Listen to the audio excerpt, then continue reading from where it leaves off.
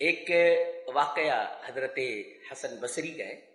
حضرت حسن بصری ایک راستے سے گزرے، دیکھا کہ ایک نوجوان ایک مجلس میں بیٹھا ہوا ہے اور زور زور سے ہنس رہا ہے، وہ مستغرق فی ضحکہ، زور زور سے ہنس رہا ہے، اور مجلس والے بھی ہنس رہے۔ جیسے آج چند لڑکے وہ موبائل لے کر کے بیٹھ جاتے ہیں اور کوئی کمنٹ دیکھتے ہیں یا کوئی تصویر دیکھتے ہیں تو خود ہنستے، دوسروں کو ہنساتے ہیں۔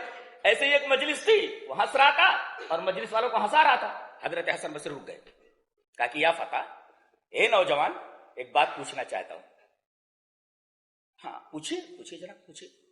کہا کہ حل مررت علی الصراط، پل صراط سے کبھی گزرے ہو؟ یہ تو سناٹے میں آ گیا۔ حل مررت علی الصراط، پل صراط سے گزر چکے؟ بولے نہیں۔ کہا کہ فہل تدری الی الجنت تصیر ام الی النار، کیا تجھے معلوم ہے کہ تو جنت میں جانے والا ہے یا جہنم میں؟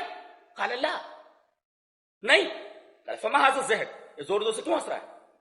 کہتے ہیں کہ اس کے بعد فما روبی بعدہ ضاحکا، اس نوجوان کو کبھی ہنستے ہوئے نہیں دیکھا گیا۔